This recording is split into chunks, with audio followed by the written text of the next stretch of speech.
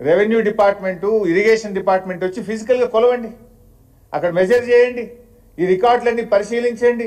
1 inch ఉన్నా పల్లా రాజేశ్వర రెడ్డి గారు తానే కొట్టేయడానికి సిద్ధంగా ఉన్నాడు. ఆ రోజు చెరువు మత్తడి దుంకేటప్పుడు ఎఫ్టీఎల్ ఎక్కడ దాకుందో చూసి మత్తడి దుంకేటప్పుడు ఎఫ్టీఎల్ను గుర్తించి దాని నుంచి బఫర్ జోన్ కూడా కొలిచి ఆ రోజు ఎన్ఓసి ఇచ్చిండ్రు. ఇంత స్పష్టంగా ఆధారాలు ఉన్న తర్వాత ఇవాళ పల్లా గారి మీద ఈ రకంగా చేయడం అనేటువంటిది మంచిది కాదు. నేను అధికారులను కూడా కోరుతా ఉన్నా, ఇవాళ ప్రభుత్వాలు ఎవరు శాశ్వతం కాదు.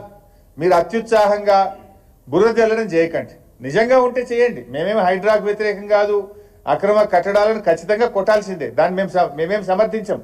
ఎక్కడ కూడా ఈ అక్రమాలను మేము సమర్థించం.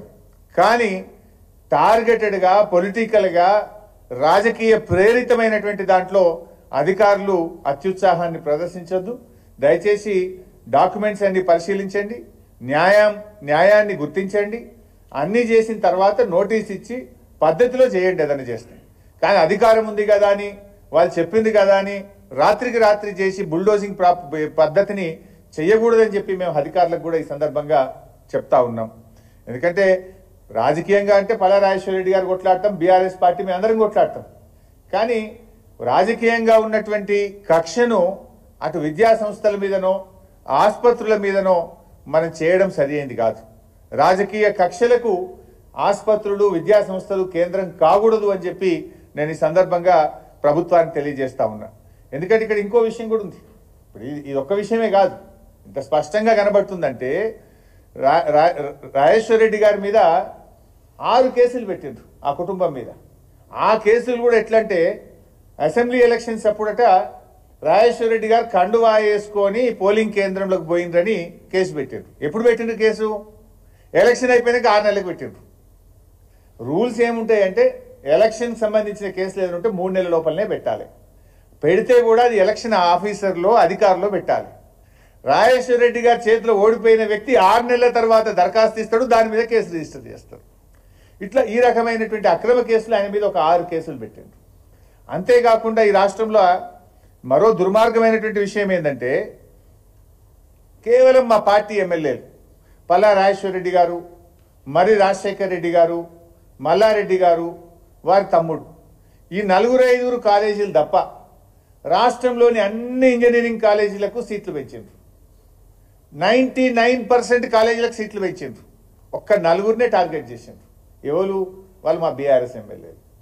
దానికి జేఎన్టీయూ అనుమతి ఉంది, సీట్లు పెంచడానికి ఏఐసిటి అనుమతి ఉన్నది, అవసరమైన ఎక్విప్మెంట్ ఉన్నాయి.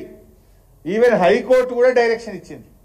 హైకోర్టు చెప్పింది, జేఎన్టీయూ చెప్పింది, ఏఐసిటి చెప్పింది, అన్ని అనుమతులు ఉన్నాయి, అన్ని టెక్నికల్గా ఉండాల్సినటువంటి అన్ని ఫీచర్స్ ఉన్నాయి. అయినా మా ప్రభుత్వానికి విశేష అధికారం ఉంది. వీళ్ళు 4 టీఆర్ఎస్ వాళ్ళు కనుక వీళ్ళకి ఇయ్యం.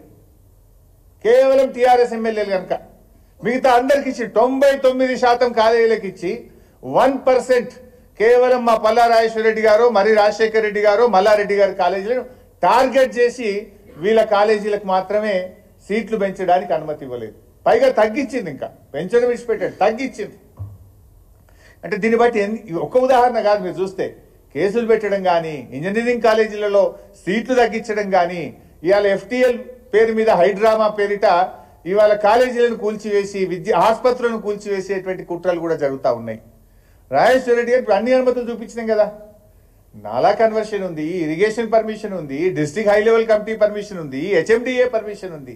ఇంక ఈ రాష్ట్రంలో ఒక కాలేజీ కట్టడానికి ఎన్ని అనుమతులు ఉండాలో అన్ని అనుమతులు తీసుకొని రాజేశ్వర రెడ్డి గారు కట్టింది తప్ప ఎక్కడ కూడా ఒక్క తప్పు కూడా చేసిన పరిస్థితి లేదు.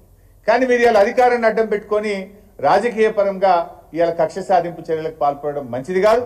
దీన్ని మానుకోవాలని, ఒకవేళ మీకు అనుమానం ఉంటే మీడియా సమక్షంలో అధికారులు వచ్చి పల్లా రాజేశ్వర రెడ్డి గారి సమక్షంలో మీరు కొలవండి, నోటీస్ ఇవ్వండి.